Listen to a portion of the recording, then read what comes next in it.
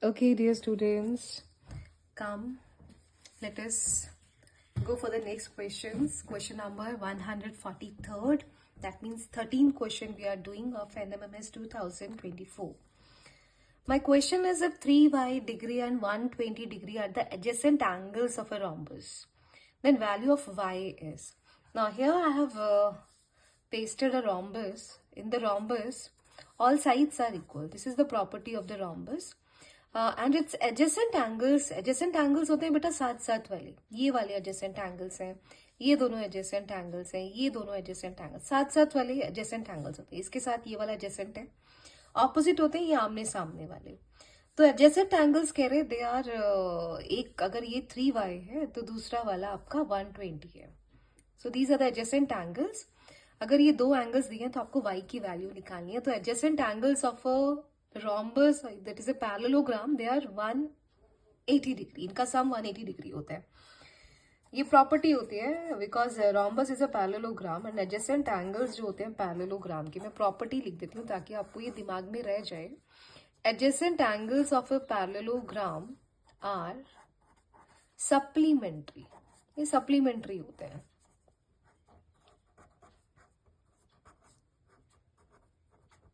इसका मतलब ये हो गया कि angle A plus angle B का जो सम आएगा that will be supplementary, means 180 degree आएगा. तो अगर एंगल ए आपका 3y ले लिया, एंगल बी आपका 120 डिग्री दिया हुआ है, 120 degree is equal to 180 degree. Need to find y. तो पहले हमेशा आपने 120 नंबर को भेजना है. नंबर मीन्स जो y के साथ अटैच नहीं है, थोड़ा सा डिस्टैच्ड है. तो यहाँ पर आ जाएगा 180 माइनस 120. तो यहाँ आ जाएगा 180 minus 120 60 degree and y will be 60 upon 3. This will be 20. So my answer is y is equal to 20. This is the correct option. Come for the next one. Yeah, I hope you will get it. इसमें main यही था कि जो adjacent angles of a parallelogram है they are supplementary. इसको आपने दिमाग में रखना है जब भी पैरेललोग्राम के एडजेसेंट एंगल्स दिए होंगे, क्योंकि रॉम्बस एक पैरेललोग्राम है तो उसका सम हमेशा 180 ले लोगे और ऑपोजिट एंगल्स इक्वल होते हैं. Come for the next one.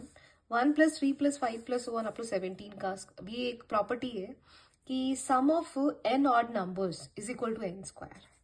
Some of consecutive, या वैसे याद रख लो, sum of consecutive odd numbers, odd n odd numbers कर रहे थे. Sum of consecutive n odd numbers is equal to n square. अब जैसे मान लो अगर मैं तीन नंबर्स का सम ले रही हूँ, तीन consecutive odd number 1 plus 3 plus 5, तो इसका आंसर आ जाएगा 3 का स्क्वायर. अगर मान लो मैं चार कंसेक्टिव ऑड नंबर्स ले रही हूँ 1 प्लस 3 प्लस 5 प्लस 7, तो इसका आंसर आ जाएगा बेटा 4 स्क्वायर. अगर मैं ले रही हूँ 5 नंबर ऐसे ले रही हूँ 1 plus 3 plus 5 plus 7 plus 9 consecutive odd numbers ले रहे हैं, it will be 5 square. Understood. तो यहाँ पे हम देखते हैं जितने भी ऑड नंबर्स होंगे उतना स्क्वायर का आंसर आ जाएगा. तो 1 प्लस 3 प्लस 5 1 2 3 4 5 6 7 8 9, आंसर आ जाएगा 9 का स्क्वायर. क्लियर. क्वेश्चन नंबर 145 पे चलते हैं.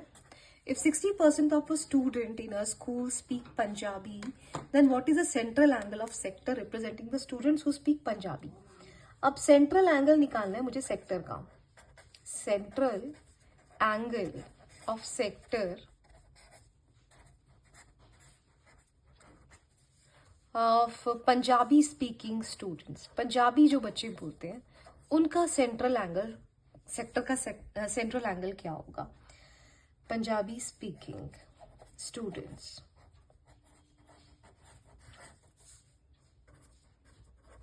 कुछ नहीं करना है.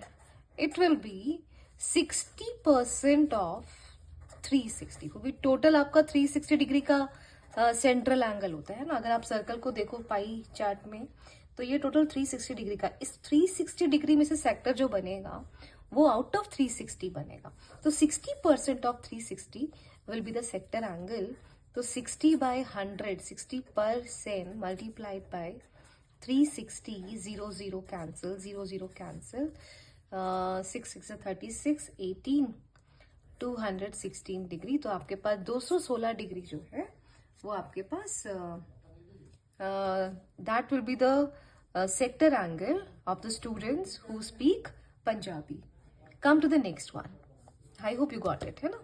Find m if 5 power m divided by 5 power minus 3 is equal to 125. तो अगेन भैया ये तो वही चीज आ गई भाई, 5 अगर डिवाइड हो रहे हैं तो powers will be subtracted, m minus minus 3 ऐसे आ जाएगा, और 125 होता है 5 का पावर 3, 5 को 3 बार गुणा कर लो तो ये आ जाएगा 5 का power m plus 3 is equal to 5 power 3, ऐसे आ गया।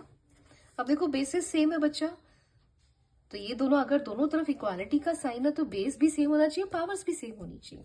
बेसिस तो आपके पहले ही सेम है, तो पावर्स को भी आप क्या कर लो, इक्वेट कर लो। ये 3 इधर जाएगा, 3 minus 3 and answer will be m is equal to 0। इसका आंसर आ जाएगा 0। यहाँ पे मैंने ऑप्शंस नहीं लिखे but answer will be 0। So till now we have completed 16 questions.